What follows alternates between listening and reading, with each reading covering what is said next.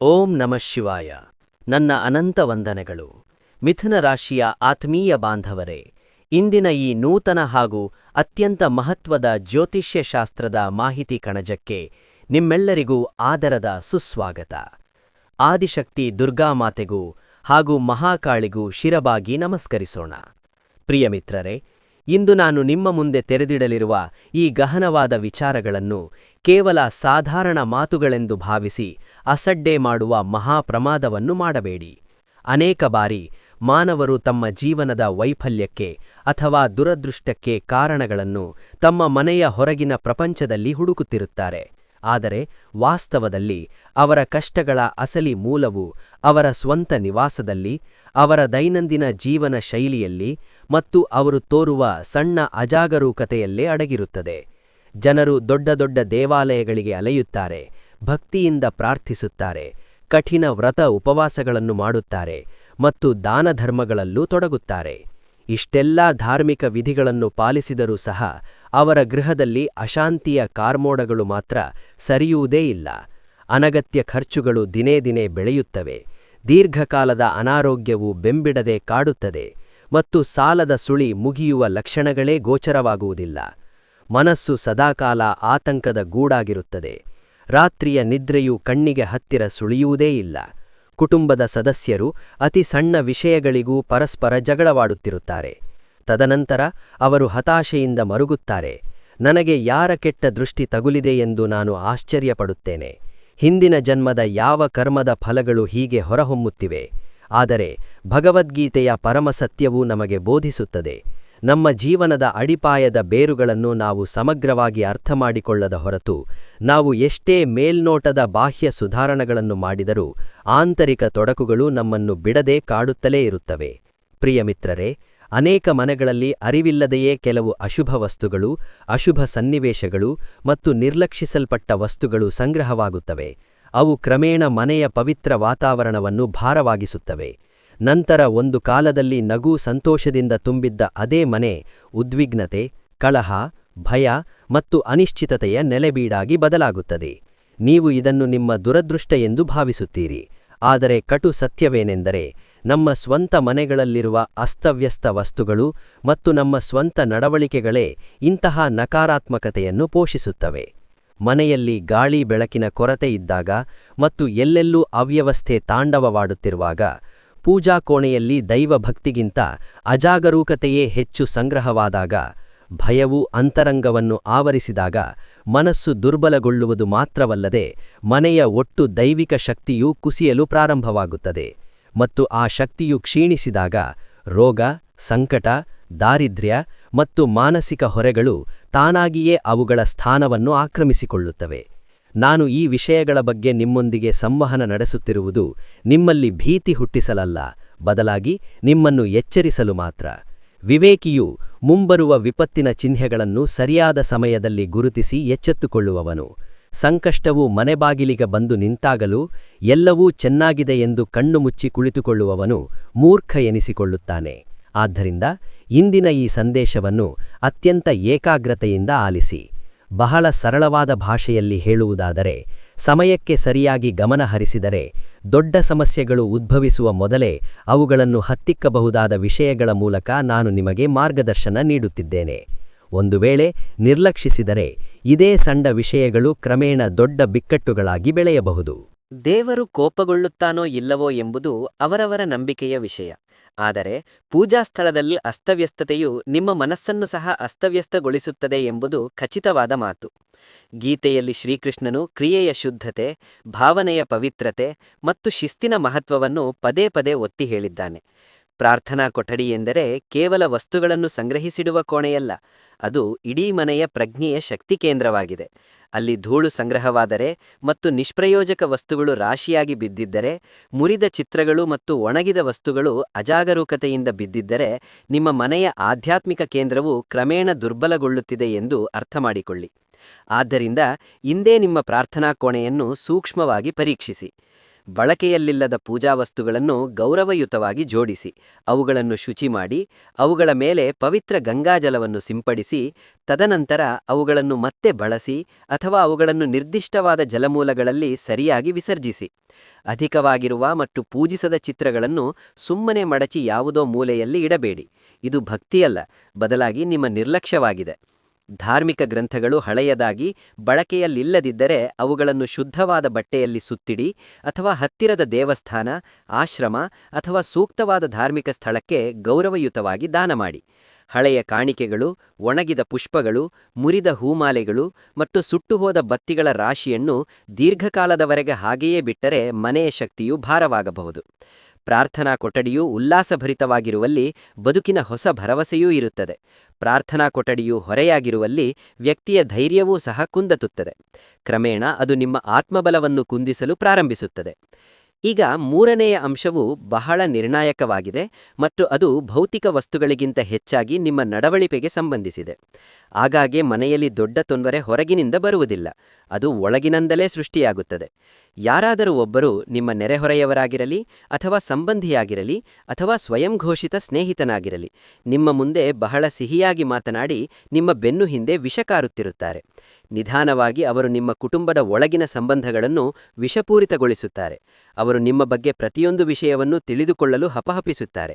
ನೀವು ಎಲ್ಲಿಗೆ ಹೋಗುತ್ತಿದ್ದೀರಿ, ನೀವು ಪ್ರಸ್ತುತ ಏನು ಮಾಡುತ್ತಿದ್ದೀರಿ, ನೀವು ಇತ್ತೀಚೆಗೆ ಯಾರನ್ನು ಭೇಟಿಯಾದಿರಿ, ನಿಮ್ಮ ಭವಿಷ್ಯದ ಯೋಜನೆಗಳೇನು, ನೀವು ನಿಮ್ಮ ಹಣವನ್ನು ಎಲ್ಲಿ ಹೂಡಿಕೆ ಮಾಡುತ್ತಿದ್ದೀರಿ, ಮನೆಯ ಒಳಗಿನ ಗೋಡೆಗಳ ಮಧ್ಯೆ ಏನು ನಡೆಯುತ್ತಿದೆ, ನೀವು ಯಾರೊಂದಿಗೆ ಭಿನ್ನಾಭಿಪ್ರಾಯ ಹೊಂದಿದ್ದೀರಿ. ಹೊರನೋಟಕ್ಕೆ ಅವರು ಬಹಳ ಸಹಾನುಭೂತಿ ತೋರುತ್ತಾರೆ, ಆದರೆ ನಿಮ್ಮ ಬೆನ್ನು ಹಿಂದೆ ಅವರು ನಿಮ್ಮ ಮಾತುಗಳನ್ನೇ ನಿಮ್ಮ ಪ್ರೀತಿಪಾತ್ರರಲ್ಲಿ ಅನುಮಾನಗಳನ್ನು ಸೃಷ್ಟಿಸಲು ಪ್ರಬಲ ಆಯುಧವಾಗಿ ಬಳಸುತ್ತಾರೆ. ನೆನಪಿಡಿ, ಪ್ರತಿಯೊಂದು ನಗುವು ಹಿತೈಷಿಯಿಂದ ಬಂದದ್ದಲ್ಲ, ಪ್ರತಿಯೊಂದು ಸಲಹೆಯೂ ಪ್ರಾಮಾಣಿಕವಾದದ್ದಲ್ಲ, ಪ್ರತಿಯೊಂದು ನಿಕಟತೆಯೂ ನಿಜವಾದ ನಿಕಟವಲ್ಲ. ಕೆಲವರು ನಿಮ್ಮನ್ನು ಬೆಂಬಲಿಸಲು ಅಲ್ಲ, ಬದಲಾಗಿ ನಿಮ್ಮ ದೌರ್ಬಲ್ಯಗಳನ್ನು ತಮ್ಮ ಲಾಭಕ್ಕೆ ಬಳಸಿಕೊಳ್ಳಲು ನಿಮ್ಮ ಬಾಗಿಲು ತಟ್ಟುತ್ತಾರೆ. ಆತ್ಮೀಯ ಸ್ನೇಹಿತರೆ, ಮನೆಯಲ್ಲಿ ಘರ್ಷಣೆಗಳು ಹೆಚ್ಚಾದಾಗ, ಗಂಡ ಮತ್ತು ಹೆಂಡತಿಯ ನಡುವೆ ಅಂತರ ಹೆಚ್ಚಾದಾಗ, ಮಕ್ಕಳು ಅವಿಧೇಯರಾದಾಗ, ಹಿರಿಯರು ನಿರ್ಲಕ್ಷ್ಯಕ್ಕೊಳಗಾದಾಗ ಮತ್ತು ಹಣಕಾಸಿನ ತಪ್ಪು ನಿರ್ಧಾರಗಳು ಸಂಭವಿಸಿದಾಗ ನೀವು ಎಚ್ಚರಗೊಳ್ಳಬೇಕು. ನಂತರ ಅನೇಕ ಬಾರಿ ಆಂತರಿಕ ಸಂವಹನದ ಕೊರತೆಯೇ ಬಾಹ್ಯ ನಕಾರಾತ್ಮಕತೆಗೆ ಕಾರಣವಾಗುತ್ತದೆ. ನಿಮ್ಮ ಒಳಗಿನ ಬಾಗಿಲು ತೆರೆದಾಗ ಮಾತ್ರ ಹೊರಗಿನ ಶತ್ರುವು ಒಳಪ್ರವೇಶಿಸಲು ಸಾಧ್ಯ. ಆದ್ದರಿಂದ ಮೊದಲ ಮುನ್ನೆಚ್ಚರಿಕೆ ಎಂದರೆ ಕುಟುಂಬದ ಒಳಗಿನ ಆಂತರಿಕ ವಿಷಯಗಳನ್ನು ಖಾಸಗಿಯಾಗಿ ಪರಿಹರಿಸುವುದು. ಮೂರನೆಯ ವ್ಯಕ್ತಿಯೊಬ್ಬರು ನಿಮ್ಮ ವಿರುದ್ಧ ಕುಟುಂಬದ ಸದಸ್ಯರನ್ನು ಪ್ರಚೋದಿಸಲು ಪ್ರಾರಂಭಿಸಿದರೆ ತಕ್ಷಣವೇ ಪ್ರತಿಕ್ರಿಯಿಸುವ ಮೂಲಕ ಪರಿಸ್ಥಿತಿಯನ್ನು ವಿಕೋಪಕ್ಕೆ ಎಳೆಯಬೇಡಿ. ಸದಾ ಶಾಂತವಾಗಿರಿ ಮತ್ತು ಕುಟುಂಬದೊಂದಿಗೆ ಮಾತ್ರ ಪ್ರೀತಿ ಮತ್ತು ಸತ್ಯದಿಂದ ಮುಕ್ತವಾಗಿ ಮಾತನಾಡಿ. ಕೋಪದಲ್ಲಿ ಆಡುವ ಮಾತುಗಳು ದೊಡ್ಡ ಹಾನಿಯನ್ನು ಉಂಟುಮಾಡುತ್ತವೆ. ಕುಟುಂಬ ಒಡೆದ ನಂತರ ಶತ್ರುವು ಕಷ್ಟಪಟ್ಟು ಕೆಲಸ ಮಾಡಬೇಕಾಗಿಲ್ಲ, ಅವನು ಕೇವಲ ಪ್ರದರ್ಶನವನ್ನು ನೋಡಿ ಆನಂದಿಸುತ್ತಾನೆ. ಆದ್ದರಿಂದ ಯಾವುದೇ ಭಿನ್ನಾಭಿಪ್ರಾಯವನ್ನು ವಿಳಂಬ ಮಾಡಬೇಡಿ. ಆ ದಿನವೇ ಕುಳಿತು ಮಾತನಾಡಿ ಅದನ್ನು ಪರಿಹರಿಸಿ, ಏಕೆಂದರೆ ವಿಳಂಬವಾದ ವಿವಾದವು ಹೆಚ್ಚಾಗಿ ಶತ್ರುಗಳಿಗೆ ಕೊಡ್ಡಲಿ ಪೆಟ್ಟುವಾಗುತ್ತದೆ. ನಾನು ಇನ್ನೊಂದು ಆಳವಾದ ಅಂಶವನ್ನು ನಿಮ್ಮ ಗಮನಕ್ಕೆ ತರಲು ಬಯಸುತ್ತೇನೆ. ಅನೇಕ ಜನರು ಪ್ರತಿಯೊಂದು ಸಮಸ್ಯೆಯನ್ನು ಮಾಟನಂಬಿಕೆ, ಅಡೆತಡೆಗಳು, ದುಷ್ಟಕಣ್ಣು ಅಥವಾ ಕೆಲವು ಬಾಹ್ಯ ಶಕ್ತಿಗೆ ಕಾರಣ ಎಂದು ದೂಷಿಸುತ್ತಾರೆ. ಆದರೆ ನಿಜವಾದ ಆಧ್ಯಾತ್ಮಿಕತೆಯು ನಮ್ಮ ಜೀವನದಲ್ಲಿನ ಅವ್ಯವಸ್ಥೆ, ನಮ್ಮ ಅಭ್ಯಾಸಗಳು, ನಮ್ಮ ಪರಿಸರ ಮತ್ತು ನಮ್ಮ ಸಂಬಂಧಗಳನ್ನು ಮೊದಲು ಆತ್ಮಾವಲೋಕಿಸಲು ನಮಗೆ ಕಲಿಸುತ್ತದೆ. ಹೌದು, ನಕಾರಾತ್ಮಕ ಭಾವನೆಗಳು, ಅಸೂಯೆ, ದ್ವೇಷ ಮತ್ತು ದುಷ್ಟ ಉದ್ದೇಶಗಳು ಜಗತ್ತಿನಲ್ಲಿ ಅಸ್ತಿತ್ವದಲ್ಲಿವೆ ಎಂಬುದು ಸತ್ಯವಾದ ಮಾತು. ಆದರೆ ಬಲವಾದ ಮನಸ್ಸು, ಸಂಘಟಿತವಾಗಿರುವ ಮನೆ, ಶುದ್ಧವಾದ ಪ್ರಾರ್ಥನಾ ಸ್ಥಳ ಮತ್ತು ಪ್ರಜ್ಞಾಪೂರ್ವಕ ನಡವಳಿಕೆಯು ಶಕ್ತಿಶಾಲಿಯಾದ ಗುರಿಳಿಗಳಾಗಿರುತ್ತವೆ. ಪ್ರತಿದಿನ ಬೆಳಗ್ಗೆ ಬೆಳಕು, ಶುಚಿತ್ವ, ಮಂತ್ರಗಳು ಮತ್ತು ಶಾಂತಿಯಿಂದ ತುಂಬಿರುವ ಮನೆ ಯಾವುದೇ ಪ್ರತಿಕೂಲತೆಯನ್ನು ಪ್ರವೇಶಿಸುವ ಮೊದಲೇ ದುರ್ಬಲಗೊಳಿಸುತ್ತದೆ. ಈಗ ಅದರ ಪರಿಹಾರವನ್ನು ಆಲಿಸಿ. ಬೆಳಿಗ್ಗೆ ಎದ್ದ ತಕ್ಷಣ ನಿಮ್ಮ ಮನೆಯನ್ನು ತಾಜಾಗೊಳಿಸಿ. ಕಿಟಕಿಗಳನ್ನು ತೆರೆಯಿರಿ ಮತ್ತು ಸೂರ್ಯನ ಬೆಳಕನ್ನು ಮನೆಯೊಳಗೆ ಮುಕ್ತವಾಗಿ ಬಿಡಿ. ಒಂದು ಪಾತ್ರೆಯಲ್ಲಿ ಸ್ವಲ್ಪ ಗಂಗಾ ನೀರನ್ನು ನೀರಿನಲ್ಲಿ ಬೆರೆಸಿ ಮುಖ್ಯ ದ್ವಾರ, ಅಡುಗೆ ಮನೆ ಮತ್ತು ಪ್ರಾರ್ಥನಾ ಪ್ರದೇಶದ ಸುತ್ತಲೂ ಪ್ರೋಕ್ಷಣೆ ಮಾಡಿ. ಸಾಧ್ಯವಾದರೆ ಕೆಲವು ದಿನಗಳವರೆಗೆ ಬೇವಿನ ಎಲೆಗಳನ್ನು ಮನೆಯಲ್ಲಿ ಬಳಸಿ. ಧಾರ್ಮಿಕ ದೃಷ್ಟಿಕೋನದಿಂದ ಮಾತ್ರವಲ್ಲದೆ ಶುದ್ಧೀಕರಣ ಮತ್ತು ಉತ್ತಮ ಆರೋಗ್ಯಕ್ಕೂ ಬೇವು ಅತ್ಯಂತ ಮುಖ್ಯವೆಂದು ಪರಿಗಣಿಸಲಾಗಿದೆ. ನೀವು ನಿಮ್ಮ ದಿನವನ್ನು ಶುದ್ಧತೆಯಿಂದ ಪ್ರಾರಂಭಿಸಿದಾಗ ಮನಸ್ಸಿನಲ್ಲಿರುವ ಅಜ್ಞಾತ ಭಯವು ಕಡಿಮೆಯಾಗುತ್ತದೆ. ದುರ್ಗಾ ಮತ್ತು ಕಾಳಿದೇವಿಯ ಆಶೀರ್ವಾದವು ಕೇವಲ ಪವಾಡಗಳನ್ನು ಮಾತ್ರವಲ್ಲದೆ ಅಂತರಂಗದ ಜಾಗೃತಿಯನ್ನು ಸೂಚಿಸುತ್ತದೆ. ಬುದ್ಧಿಶಕ್ತಿಯು ಎಚ್ಚರವಾದಾಗ ಒಬ್ಬ ವ್ಯಕ್ತಿಯು ಸರಿ ಮತ್ತು ತಪ್ಪುಗಳ ನಡುವಿನ ವ್ಯತ್ಯಾಸವನ್ನು ಗುರುತಿಸಲು ಪ್ರಾರಂಭಿಸುತ್ತಾನೆ. ಸಂಜೆಯ ವೇಳೆ ಮನೆ ಅನಗತ್ಯವಾಗಿ ಕತ್ತಲೆಯಲ್ಲಿರಲು ಬಿಡಬೇಡಿ. ಪ್ರಾರ್ಥನಾ ಸ್ಥಳದಲ್ಲಿ ಮತ್ತು ಸಾಧ್ಯವಾದರೆ ಮುಖ್ಯದ್ವಾರದ ಬಳಿ ಮಂಗಳಕರ ದೀಪವನ್ನು ಬೆಳಗಿಸಿ. ಮನೆಯಲ್ಲಿ ನಿಮ್ಮ ನಂಬಿಕೆಗೆ ಅನುಗುಣವಾಗಿ ಪ್ರತಿದಿನ ಒಮ್ಮೆಯಾದರೂ ದುರ್ಗಾ ಕವಚ, ಹನುಮನ್ ಚಾಲೀಸ ಅಥವಾ ಯಾವುದಾದರೂ ಒಂದು ಪುಟ್ಟ ಪ್ರಾರ್ಥನೆಯನ್ನು ಪಠಿಸಿ. ನಿಮಗೆ ಹೆಚ್ಚು ಸಮಯವಿಲ್ಲದಿದ್ದರೆ ಕೇವಲ ದುರ್ಗಾದೇವಿಯ ಹೆಸರನ್ನು ಜಪಿಸಿ 2 ನಿಮಿಷಗಳ ಕಾಲ ಶಾಂತವಾಗಿ ಕುಳಿತು ಕಣ್ಣು ಮುಚ್ಚಿ ಧ್ಯಾನಿಸಿ. ನಂಬಿಕೆಯೆಂದರೆ ಕೇವಲ ದೀರ್ಘ ಆಚರಣೆಗಳಲ್ಲ, ಬದಲಾಗಿ ಅದು ನಿಮ್ಮ ನಿಜವಾದ ಭಕ್ತಿಯಾಗಿದೆ. ಅಲ್ಲದೆ ಮುರಿದ ವಸ್ತುಗಳು, ನಿಂತುಹೋದ ಗಡಿಯಾರಗಳು, ಸುಟ್ಟುಹೋದ ಬಲ್ಬ್ಗಳು, ದೋಷಪೂರಿತ ಎಲೆಕ್ಟ್ರಾನಿಕ್ಸ್ ವಸ್ತುಗಳು, ಅನುಪಯುಕ್ತ ಕಸ ಮತ್ತು ಕೊಳಕು ನಿಮ್ಮ ಮನೆಯಲ್ಲಿ ಸಂಗ್ರಹವಾಗಲು ಬಿಡಬೇಡಿ. ವರ್ಷಗಳ ಕಾಲ ನಿಷ್ಪ್ರಯೋಜಕ ವಸ್ತುಗಳು ಸಂಗ್ರಹವಾಗುವ ಸ್ಥಳದಲ್ಲಿ ಮನಸ್ಸು ನಿಶ್ಚಲವಾಗುತ್ತದೆ ಮತ್ತು ಪ್ರಗತಿಯ ಹಾದಿಯೂ ಕಷ್ಟಕರವಾಗುತ್ತದೆ. ಮತ್ತು ಅತಿ ಮುಖ್ಯವಾಗಿ ನಿಮ್ಮ ಕುಟುಂಬದ ಸದಸ್ಯರ ಬಗ್ಗೆ ಮನಸ್ಸಿನಲ್ಲಿ ಕಹಿಯನ್ನು ಇಟ್ಟುಕೊಳ್ಳಬೇಡಿ. ನಿಮ್ಮನ್ನು ಒಳ್ಳೆಯದನ್ನು ಬಯಸುವವರು ನಿಮ್ಮನ್ನು ಯಾವಾಗಲೂ ಒಟ್ಟಿಗೆ ತರುತ್ತಾರೆ. ನಿಮಗೆ ಹಾನಿಯನ್ನು ಬಯಸುವವರು ನಿಮ್ಮನ್ನು ನಿಮ್ಮ ಸ್ವಂತ ಜನರಿಂದಲೇ ದೂರ ಮಾಡುತ್ತಾರೆ. ಯಾರಾದರೂ ನಿಮ್ಮನ್ನು ನಿರಂತರವಾಗಿ ಪ್ರಚೋದಿಸುತ್ತಿದ್ದರೆ ಮತ್ತು ಪ್ರತಿಯೊಂದು ಸಂಬಂಧದಲ್ಲಿ ಅನುಮಾನದ ಬೀಜವನ್ನು ಬಿತ್ತುತ್ತಿದ್ದರೆ ಅದು ಜಾಗರೂಕರಾಗಿರಬೇಕಾದ ಸಮಯ ಎಂದು ಅರ್ಥಮಾಡಿಕೊಳ್ಳಿ. ನಿಮ್ಮ ಸ್ವಂತ ನಿರ್ಧಾರಗಳನ್ನು ನೀವೇ ತೆಗೆದುಕೊಳ್ಳಿ, ಆದರೆ ಶಾಂತಿ ಮತ್ತು ವಿವೇಚನೆಯಿಂದ ಮುನ್ನಡೆಯಿರಿ. ಜೀವನದ ಪ್ರತಿಯೊಂದು ಯುದ್ಧವನ್ನು ಕೇವಲ ಉತ್ಸಾಹದಿಂದಲ್ಲ, ಬದಲಾಗಿ ಬುದ್ಧಿವಂತಿಕೆ, ತಾಳ್ಮೆ ಮತ್ತು ಸದಾಚಾರದಿಂದ ಗೆಲ್ಲಬಹುದು ಎಂದು ಶ್ರೀಕೃಷ್ಣ ಪರಮಾತ್ಮ ಹೇಳಿದ್ದಾನೆ. ಪ್ರಿಯ ಮಿತ್ರರೇ, ಇಂದಿನ ಜ್ಯೋತಿಷ್ಯ ಕಾರ್ಯಕ್ರಮದ ಅತಿದೊಡ್ಡ ಪಾಠವೆಂದರೆ ನಿಮ್ಮ ಗೃಹವನ್ನು ಸದಾ ಸ್ವಚ್ಛವಾಗಿಟ್ಟುಕೊಳ್ಳುವುದು. ನಿಮ್ಮ ಪೂಜಾ ಸ್ಥಳವನ್ನು ಸದಾ ಉತ್ಸಾಹಭರಿತವಾಗಿ ಮತ್ತು ದೈವಿಕ ಕಳೆಯಿಂದ ಕೂಡಿಡಿ. ನಿಷ್ಪ್ರಯೋಜಕ ಮತ್ತು ನಿರ್ಲಕ್ಷಿಸಲ್ಪಟ್ಟ ವಸ್ತುಗಳನ್ನು ಗೌರವದಿಂದ ಮನೆಯಿಂದ ತೆಗೆದುಹಾಕಿ. ಕೌಟುಂಬಿಕ ಸಂಬಂಧಗಳು ಮುರಿಯಲು ಅವಕಾಶ ನೀಡಬೇಡಿ ಮತ್ತು ನಿಮ್ಮ ಮನಸ್ಸನ್ನು ಭಯದಿಂದಲ್ಲ, ಬದಲಾಗಿ ಅಚಲ ನಂಬಿಕೆಯಿಂದ ತುಂಬಿಸಿ. ಒಬ್ಬ ವ್ಯಕ್ತಿಯು ಒಳಗಿನಿಂದ ಎಚ್ಚರಗೊಂಡಾಗ ಮಾತ್ರ ಮಹಾಕಾಳಿಯ ಶಕ್ತಿಯು ಅವನಲ್ಲಿ ಜಾಗೃತಗೊಳ್ಳುತ್ತದೆ. ಮನೆಯಲ್ಲಿ ಸ್ವಚ್ಛತೆ, ಭಕ್ತಿ, ಸಂಯಮ ಮತ್ತು ದೃಢವಾದ ಧೈರ್ಯವೂ ಸಹಬಾಳ್ವೆ ನಡೆಸುವ ಪವಿತ್ರ ಸ್ಥಳದಲ್ಲಿ ದುರ್ಗಾಮಾತೆಯ ಆಶೀರ್ವಾದವು ಸದಾ ಸುರಿಸಲ್ಪಡುತ್ತದೆ. ನೀವು ಮೂಲತಃ ತುಂಬ ಒಳ್ಳೆಯ ವ್ಯಕ್ತಿ, ನಿಮ್ಮಲ್ಲಿ ಅಪಾರವಾದ ಸಹಾನುಭೂತಿ ಇದೆ. ಆದರೆ ಈಗ ಕೇವಲ ಒಳ್ಳೆಯವರಾಗಿರಲು ಮಾತ್ರವಲ್ಲದೆ ಕಾಲಕ್ಕೆ ತಕ್ಕಂತೆ ಜಾಗರೂಕರಾಗಿರಲು ಸಹ ಸೂಕ್ತ ಸಮಯ. ಏಕೆಂದರೆ ಮುಗ್ಧತೆ ಮತ್ತು ಅಜಾಗರೂಕತೆ ಎಂಬುದು ಒಂದೇ ವಿಷಯವಲ್ಲ. ದಯಾಮಯಿಗಳಾಗಿರಿ, ಆದರೆ ಮೂರ್ಖರಾಗಬೇಡಿ. ಪ್ರೀತಿಯಿಂದಿರಿ, ಆದರೆ ನಿಮ್ಮ ವ್ಯಕ್ತಿತ್ವದ ಮಿತಿಗಳನ್ನು ಸಹ ರೂಪಿಸಿಕೊಳ್ಳಿ. ನಿಷ್ಠರಾಗಿರಿ, ಆದರೆ ಕುರುಡು ನಂಬಿಕೆಯ ಅಜಾಗರೂಕರಾಗಬೇಡಿ. ಇಂದು ನಿಮ್ಮ ಮನೆಯನ್ನು ಒಮ್ಮೆ ಸೂಕ್ಷ್ಮವಾಗಿ ನೋಡಿ, ನಿಮ್ಮ ಪೂಜಾ ಸ್ಥಳವನ್ನು ಒಮ್ಮೆ ನೋಡಿ, ನಿಮ್ಮ ಸಂಬಂಧಗಳ ಸ್ಥಿತಿಯನ್ನು ನೋಡಿ ಮತ್ತು ನಿಮ್ಮ ಸಕಾರಾತ್ಮಕ ಶಕ್ತಿಯನ್ನು ಬರಿದಾಗಿಸುವ ಅಶುಭ ವಿಷಯಗಳನ್ನು ನಿಮ್ಮ ಜೀವನದಿಂದ ಇಂದೇ ತೆಗೆದುಹಾಕಲು ಪ್ರಾರಂಭಿಸಿ. ಮನೆಯಲ್ಲಿನ ವಾತಾವರಣವು ಬದಲಾದಂತೆ ನಿಮ್ಮ ಮನಸ್ಥಿತಿಯೂ ಸಹ ಬದಲಾಗುತ್ತದೆ ಎಂದು ನಂಬಿ. ನಿರ್ಧಾರಗಳು ಸರಿಯಾಗುತ್ತವೆ, ಹೊಸ ಅವಕಾಶಗಳು ತೆರೆದುಕೊಳ್ಳುತ್ತವೆ ಮತ್ತು ನಿಶ್ಚಲವಾಗಿದ್ದ ಕಷ್ಟದ ಸಂದರ್ಭಗಳು ಕ್ರಮೇಣ ಸರಿಯಾದ ದಿಕ್ಕಿನಲ್ಲಿ ಚಲಿಸಲು ಪ್ರಾರಂಭಿಸುತ್ತವೆ. ತಾಯಿ ಭದ್ರಕಾಳಿ, ತಾಯಿ ದುರ್ಗಾ ಮತ್ತು ಸಾಕ್ಷಾತ್ ಶ್ರೀ ಶ್ರೀ ಹರಿಹರಿಯ ಆಶೀರ್ವಾದಗಳು ನಿಮ್ಮ ಮೇಲೆ ಸದಾ ಇರಲಿ. ನಿಮ್ಮ ಮನೆಯಿಂದ ಅಜ್ಞಾತ ಭಯವು ದೂರವಾಗಲಿ, ಸಾಲದ ಭೀಕರ ಹೊರೆ ಕಡಿಮೆಯಾಗಲಿ, ಅನಾರೋಗ್ಯದ ಕಾಟದಿಂದ ಮುಕ್ತಿ ಸಿಗಲಿ, ಕೌಟುಂಬಿಕ ಘರ್ಷಣೆಗಳು ಇಂದೇ ಕೊನೆಗೊಳ್ಳಲಿ ಮತ್ತು ಸಂತೋಷ, ಶಾಂತಿ ಹಾಗೂ ಸ್ಥಿರತೆಯ ಬೆಳಕು ಮತ್ತೊಮ್ಮೆ ನಿಮ್ಮ ಜೀವನದಲ್ಲಿ ಪ್ರಕಾಶಿಸಲಿ. ಇದನ್ನು ಪರಿಶುದ್ಧವಾದ ಹೃದಯದಿಂದ ಕೇಳುವವರು ಖಂಡಿತವಾಗಿಯೂ ತಮ್ಮ ಬದುಕಿನಲ್ಲಿ ಹೊಸ ಶುಭ ದಿಕ್ಕನ್ನು ಕಂಡುಕೊಳ್ಳುತ್ತಾರೆ. ಜೈ ಮಾ ದುರ್ಗಾ, ಕಾಳಿಕಾ, ಜೈ ಶ್ರೀರಾಮ್. ಸ್ನೇಹಿತರೆ, ಮುಂದಿನ 24 ಗಂಟೆಗಳ ಅವಧಿಯಲ್ಲಿ ನೀವೆಲ್ಲರೂ ಯಾವ ರೀತಿಯ ಶುಭ ಸುದ್ದಿಯನ್ನು ಸ್ವೀಕರಿಸಲಿದ್ದೀರಿ ಎಂಬುದನ್ನು ಈಗ ಕಂಡುಹಿಡಿಯೋಣ. ಎಂತಹ ಅದ್ಭುತವಾದ ಪವಾಡಗಳು ಸಂಭವಿಸುತ್ತವೆ ಮತ್ತು ಯಾವ 9 ದೇವತೆಗಳು ನಿಮ್ಮೆಲ್ಲರ ಬಗ್ಗೆ ಅಪಾರ ಸಂತೋಷ ಪಡುತ್ತಾರೆ. ಈ ಪ್ರಸ್ತುತ ಸಮಯವು ಸಾಮಾನ್ಯವಲ್ಲ, ಏಕೆಂದರೆ ಮೇಲಿನಿಂದ ದೈವಿಕ ಆಶೀರ್ವಾದಗಳು ಸುರಿಯಲು ಪ್ರಾರಂಭಿಸಿದಾಗ ಮೊದಲು ಕೆಲವು ಚಿಹ್ನೆಗಳು ಕಾಣಿಸಿಕೊಳ್ಳುತ್ತವೆ. ನಂತರ ಮುಚ್ಚಿದ ಮಾರ್ಗಗಳು ತಾನಾಗೇ ತೆರೆದುಕೊಳ್ಳುತ್ತವೆ. ನಂತರ ಹೃದಯದಲ್ಲಿ ಅಚಲ ನಂಬಿಕೆ ಜಾಗೃತಗೊಳ್ಳುತ್ತದೆ ಮತ್ತು ನಿನ್ನೆಯವರೆಗೂ ತಮ್ಮನ್ನು ತಾವು ಮುರಿದು ಬಂದಿದ್ದಾರೆಂದು ಭಾವಿಸಿದ್ದ ಅದೇ ವ್ಯಕ್ತಿ ಇದ್ದಕ್ಕಿದ್ದಂತೆ ತಮ್ಮ ಜೀವನದಲ್ಲಿ ಹಲುಗಾರಿರಲು ಪ್ರಾರಂಭಿಸುತ್ತಾನೆ. ಇಂದು ಖಂಡಿತವಾಗಿಯೂ ಸಂಭವಿಸುತ್ತದೆ. ಬಹಳ ಸಮಯದಿಂದ ಸಿಲುಕಿಕೊಂಡಿದ್ದ ನಿಮ್ಮ ಸಮಯವು ಈಗ ನಿಧಾನವಾಗಿ ಮುಂದೆ ಸಾಗುತ್ತಿರುವುದು ನಿಮಗೆ ಭಾಸವಾಗುತ್ತದೆ. ಮೊದಲನೆಯ ಒಳ್ಳೆಯ ಸುದ್ದಿಯು ಹಣಕಾಸು ಮತ್ತು ನಿಮ್ಮ ಉದ್ಯೋಗಕ್ಕೆ ಸಂಬಂಧಿಸಿದೆ.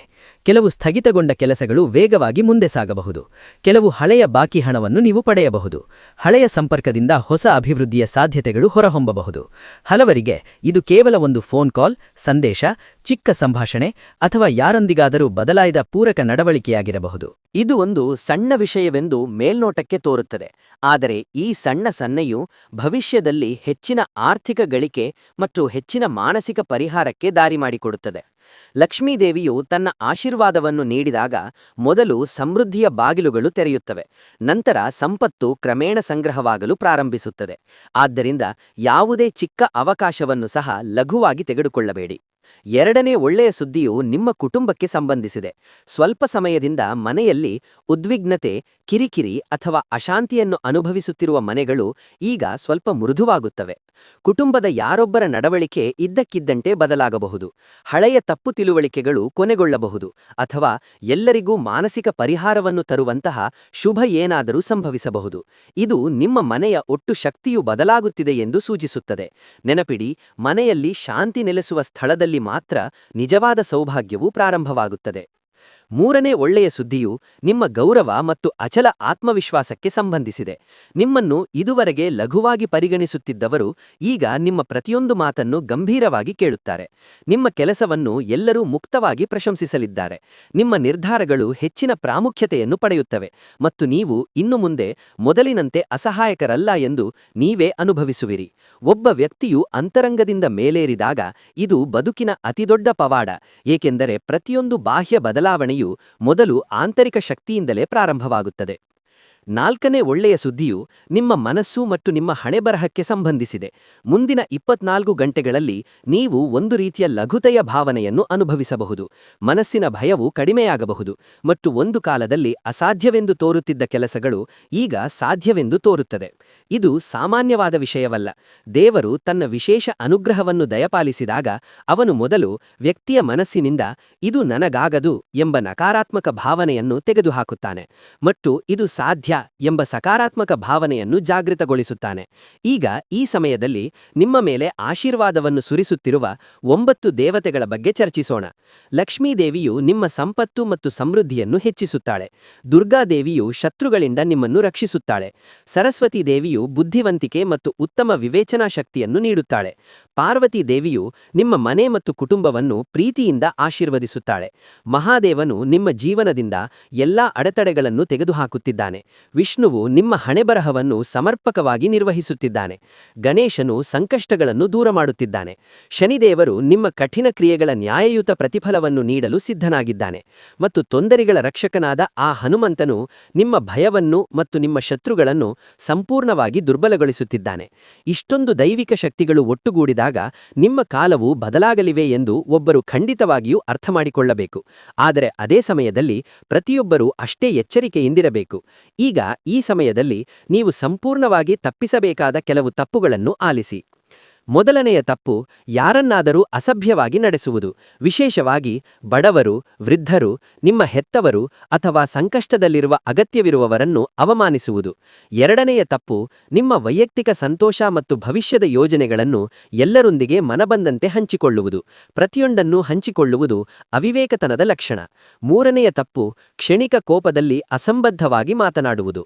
ಮುಂದಿನ 24 ಗಂಟೆಗಳಲ್ಲಿ ಒಂದು ಕಠೋರವಾದ ಮಾತು ಕೂಡ ಈಗಾಗಲೇ ಶ್ರಮಪಟ್ಟು ಸ್ಥಾಪಿತವಾಗಿರುವ ಎಲ್ಲವನ್ನೂ ನಾಶ ಮಾಡಬಹುದು.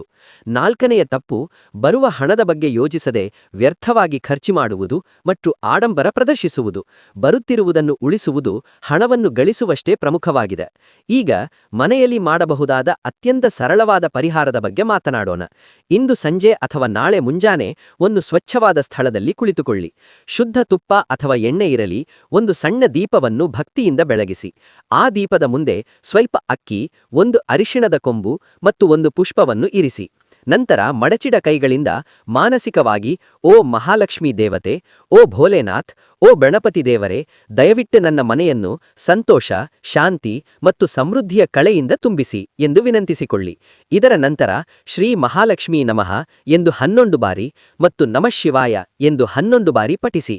ಇದು ತುಂಬಾ ಸರಳವಾದ ಆಧ್ಯಾತ್ಮಿಕ ಪರಿಹಾರವಾಗಿದೆ, ಆದರೆ ಪರಿಶುದ್ಧ ಹೃದಯದಿಂದ ಮಾಡಲ್ಪಟ್ಟರೆ ಅದು ಮನಸ್ಸನ್ನು ಅತೀವವಾಗಿ ಶಾಂತಗೊಳಿಸುತ್ತದೆ ಮತ್ತು ಮನೆಯಲ್ಲಿ ಸಕಾರಾತ್ಮಕ ಶಕ್ತಿಯನ್ನು ಹರಿಯಲು ಮಾಡುತ್ತದೆ. ನೀವು ಇನ್ನೊಂದು ಸಣ್ಣ ಪುಣ್ಯದ ಕೆಲಸವನ್ನು ಸಹ ಪ್ರಯತ್ನಿಸಬಹುದು. ಅಗತ್ಯವಿರುವ ಯಾರಾದರೂ ಒಬ್ಬರಿಗೆ ಒಂದು ಸಣ್ಣ ತುಂಡು ಸಿಹಿ, ಸ್ವಲ್ಪ ಆಹಾರ, ಹಣ್ಣು ಅಥವಾ ನೀರನ್ನು ನೀಡಿ. ದಾನವು ಭೌತಿಕವಾಗಿ ದೊಡ್ಡದಾಗಿರಬಾರದು, ಆದರೆ ನಿಮ್ಮ ಭಾವನೆ ಗಣನೀಯವಾಗಿರಬೇಕು. ಈ ಪುಟ್ಟ ಪರಿಹಾರವು ಲಕ್ಷ್ಮೀದೇವಿಯ ಆಶೀರ್ವಾದವನ್ನು ನಿಮ್ಮ ಮನೆಯಲ್ಲಿ ಸ್ಥಿರಗೊಳಿಸುತ್ತದೆ ಮತ್ತು ಶನಿದೇವನನ್ನು ಸಂತೋಷಪಡಿಸುತ್ತದೆ. ಹಾಗೂ ಇಂದು ರಾತ್ರಿ ನಿದ್ರಿಸುವ ಮೊದಲು ಮನೆಯ ದೇವಸ್ಥಾನದಲ್ಲಿ ಅಥವಾ ನಿಮ್ಮ ನಿವಾಸದ ಯಾವುದೇ ಶಾಂತ ಮೂಲೆಗೆ ಹೋಗಿ ನಿಮ್ಮ ಕೈಗಳನ್ನು ಜೋಗಿಸಿ, ಓ ಭಗವಂತನೇ, ನಾನು ಸಿದ್ಧನಿದ್ದೇನೆ, ನನ್ನ ಬದುಕಿನ ಹಾದಿಯಿಂದ ಎಲ್ಲಾ ಅಡೆತಡೆಗಳನ್ನು ನಿವಾರಿಸಿ ನನಗೆ ಸರಿಯಾದ ಮಂಗಳಕರ ಮಾರ್ಗವನ್ನು ತೋರಿಸು ಎಂದು ಪ್ರಾರ್ಥಿಸಿಕೊಳ್ಳಿ. ಕೆಲವೊಮ್ಮೆ ಇಂತಹ ನಿಜವಾದ ಪ್ರಾರ್ಥನೆಯು ಅತ್ಯಂತ ಶಕ್ತಿಶಾಲಿ ಮಂತ್ರಕ್ಕಿಂತಲೂ ದೊಡ್ಡದಾಗಿರುತ್ತದೆ. ಏನಾದರೂ ಶುಭ ಸಂಭವಿಸಲಿದೆ ಎಂದು ನಿಮ್ಮ ಅಂತರಾಳದಲ್ಲಿ ಆಳವಾಗಿ ಭಾವನೆ ಮೂಡಿದರೆ ಆ ಸಕಾರಾತ್ಮಕ ಭಾವನೆಯನ್ನು ಹತ್ತಿಕ್ಕಬೇಡಿ. ದೈವದ ಮೇಲೆ ಸಂಪೂರ್ಣ ನಂಬಿಕೆಯನ್ನು ಹೊಂದಿ ಸಮಾಧಾನವಾಗಿರಿ ಮತ್ತು ಮುಂದಿನ 24 ಗಂಟೆಗಳ ಕಾಲ ಅತೀವ ಜಾಗರೂಕರಾಗಿರಿ. ಪರಿಸ್ಥಿತಿಯ ಚಿಹ್ನೆಗಳು ಬರುತ್ತವೆ, ಹೊಸ ಅವಕಾಶಗಳು ಹತ್ತಿರ ಬರುತ್ತವೆ ಮತ್ತು ಅವುಗಳನ್ನು ಬುದ್ಧಿವಂತಿಕೆಯಿಂದ ಗ್ರಹಿಸುವವರು ಮಾತ್ರ ಜೀವನದಲ್ಲಿ ಮುನ್ನಡೆಯುತ್ತಾರೆ. ಧನ್ಯವಾದಗಳು.